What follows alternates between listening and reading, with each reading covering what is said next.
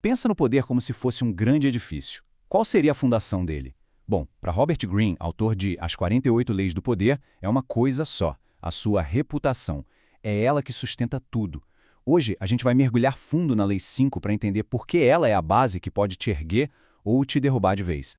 Essa frase, ela resume perfeitamente uma das táticas mais polêmicas dessa lei. A ideia de que, às vezes, ser conhecido é muito mais importante do que ser gostado. A notoriedade, mesmo que venha de algo negativo, é uma forma de poder. E a gente vai ver exatamente como transformar até os piores ataques numa vantagem. Então, por que pedra angular? Porque não estamos falando de algo superficial, de uma casca. A reputação é a sua estrutura invisível. Ela entra na sala muito antes de você, abrindo portas ou batendo elas na sua cara com uma força que é silenciosa, mas olha, é gigantesca. E aqui está a lei, preto no branco. Greene trata isso como uma questão de vida ou morte no jogo do poder. Pensa bem, uma reputação de ser implacável pode fazer um adversário tremer na base. Uma reputação de ser confiável atrai os melhores aliados. Agora, uma reputação manchada, bom, aí é como ir para uma batalha sem armadura nenhuma. Ok, mas como é que se constrói essa reputação saindo do zero? Vamos começar pela abordagem mais ousada de todas: criar notoriedade a qualquer custo. E olha, ninguém entendeu isso melhor do que o mestre do espetáculo, P.T. Barnum. Para ele, a primeira regra era simples: chame atenção. Qualquer tipo de atenção. Agora, olha só que loucura essa história. A fama do Barnum começou com um ataque, uma confusão terrível em que ele quase foi linchado. Parece um desastre completo, né? Mas para ele foi uma revelação. Ele percebeu na hora que notoriedade é poder.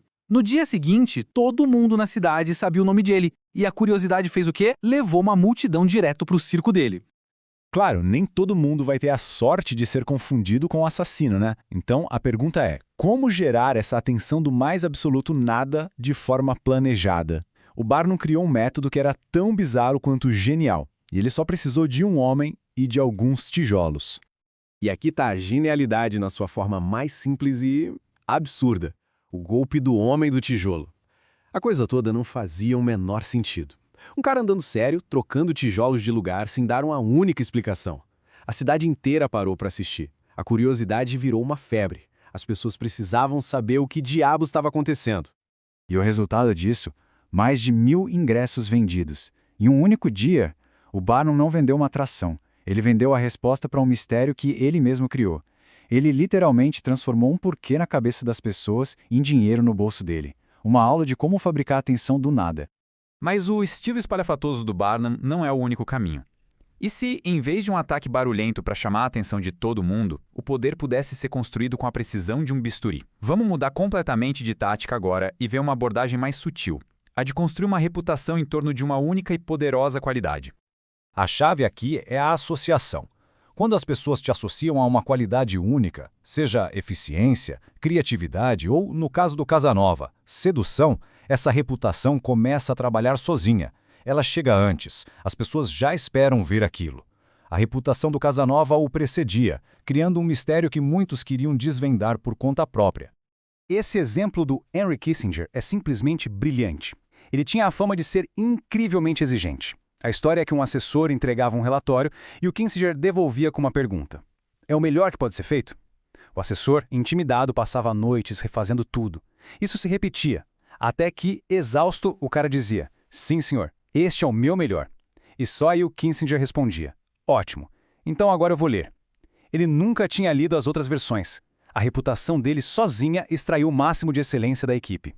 Aqui a gente tem um contraste perfeito. A estratégia do Barnum é um canhão, barulhenta, feita para atrair multidões. A do Kissinger é um rifle de precisão, silencioso, focado, mirando em alvos específicos e de alto valor. Uma estratégia atrai o grande público, a outra move nações. Ambas mostram que a reputação é uma ferramenta que pode ser moldada para qualquer objetivo. A força do método Kissinger está num princípio psicológico bem simples. As pessoas tendem a confirmar aquilo que elas já esperam. Então, quando se molda essas expectativas com uma reputação bem focada, o sucesso até parece inevitável. Ela vira o seu cartão de visita, intimida adversários antes mesmo da conversa começar e faz com que os outros vejam exatamente aquilo que se quer que eles vejam. Ok, a gente já viu a extravagância e a precisão. Mas o que isso tudo significa para nós, hoje? Num mundo lotado de informação, a Lei 5 talvez seja mais importante do que nunca. Como é que ela funciona agora? A grande lição é esta: reputação não é algo que simplesmente acontece com as pessoas. É algo que se constrói. Pensa nela como se fosse um jardim. É preciso preparar o terreno, ou seja, criar. Depois, cuidar, que é gerenciar. E, claro, proteger das pragas, que é defender. Deixar a reputação ao acaso não é uma opção. É negligenciar seu ativo mais valioso no jogo do poder. E isso nos leva direto ao desafio do nosso tempo. No mundo de tweets, de cancelamentos, de viralização instantânea, onde a atenção é literalmente a nova moeda, como se protege uma reputação? Como construir algo sólido no meio de tanto barulho quando qualquer um pode atacar uma imagem com um único clique? Essa é a grande pergunta que a Lei 5 nos deixa hoje. E vamos terminar com a verdade mais crua e importante desta lei. A reputação de alguém não é quem essa pessoa é, de fato. É o que os outros pensam que ela é. A realidade objetiva importa muito menos do que a percepção. E essa percepção, essa narrativa, ela pode e deve ser controlada. Essa é a essência do poder, segundo a Lei 5.